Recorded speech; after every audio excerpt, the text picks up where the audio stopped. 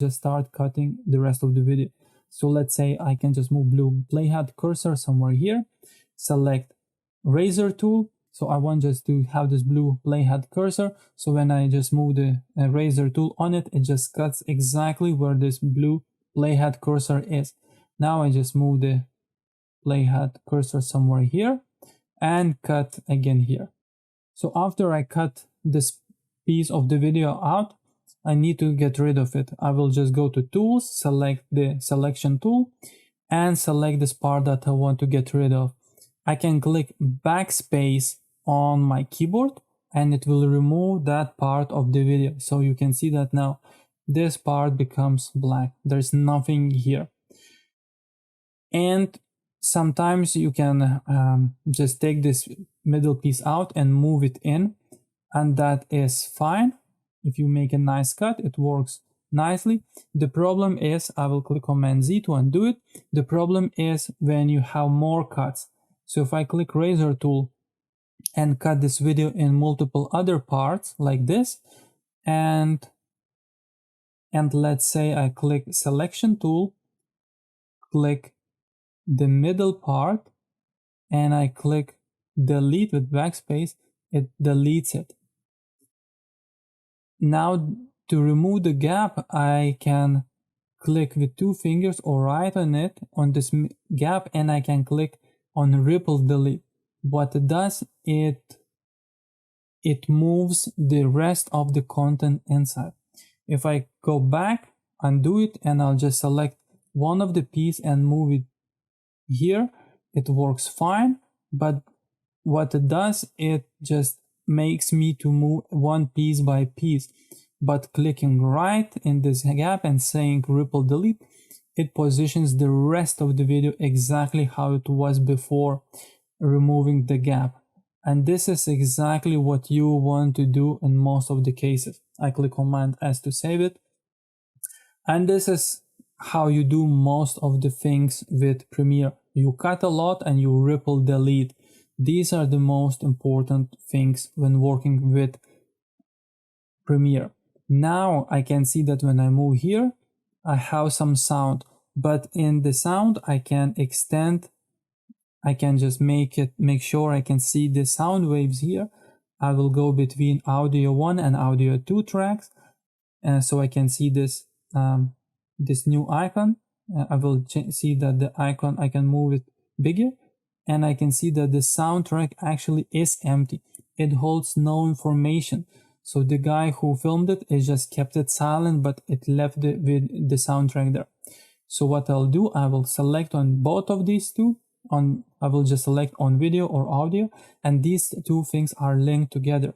I will click right button on this, on one of the selected items, and in these options that I have, I can scroll up or down, and I have to find unlink function. Once I click unlink, you can see now that I can select audio and video separately. I will click on audio and click backspace to delete it, because that sound has, that part of the video had no sound anyway. So now I'll just add another video that has sound. So I'll move this video from here up here, and if I play it, I can see that I have sound. And if I move here, I can see that my audio was placed in the third audio track. Is because the video that I placed was in the video 3 track. So I can just move this audio track to track number 1, the one that I made it much wider, and now I can see that I have all the sound here. I don't want to have this video, so I will click right on this video. I will scroll until I find unlink, click it, so those two unlink, and I will erase video. I will erase by clicking backspace. So now I just kept audio from it. You could do the same if you just imported audio inside your project window. You could just drag it in and have it here. So I'll just move it till the beginning of it, and I will see how the video looks now. I will click Command S before playing and click play button above timeline.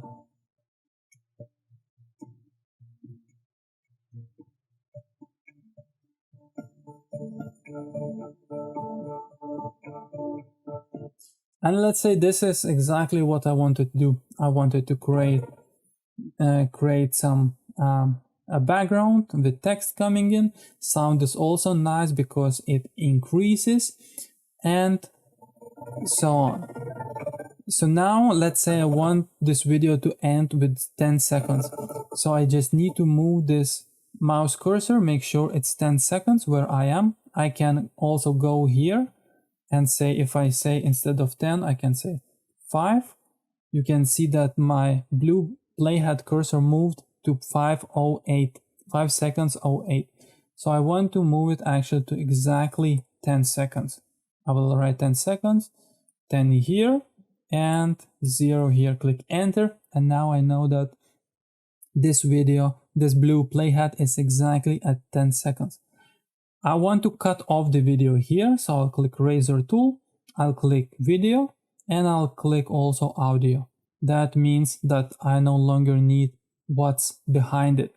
I will click select tool, select video, click backspace to get rid of, and click audio to get rid of, and I can scroll again to the right side to see there is nothing else, or I can just zoom out to see that there's nothing else.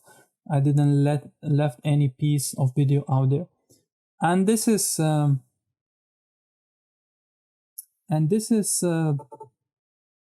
great. I can just see how it ends.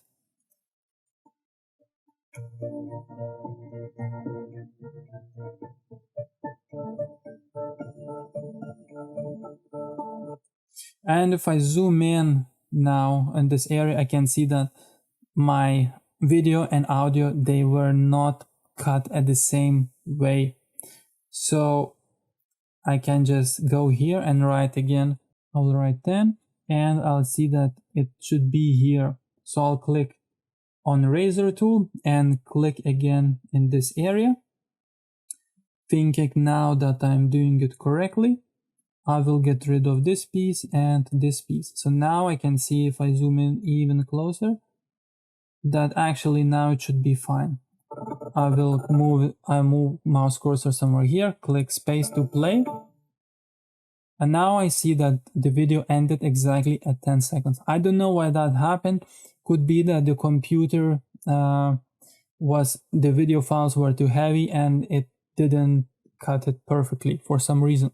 So I'll click Command S, and before I save it, I can see that my video and audio just being cut. So I'll just go to Effect Controls and move Cross Dissolve filter inside the video at the end of the video, but also I can do the same in audio. So I have to move to audio transitions. There is crossfade, and you can see there is constant gain, constant power, and exponential fade. The one that is already marked, like with the blue outline, is constant power. I'll just drag that one at the end of the video, and it recognizes if this is the end or beginning of video. It can increase or decrease sound. So by doing that, with this effect, it can just decrease the sound of it and makes it much more nicer. And I can click S and save it here. Say we created video that you want to have and we are happy with it. We need to export it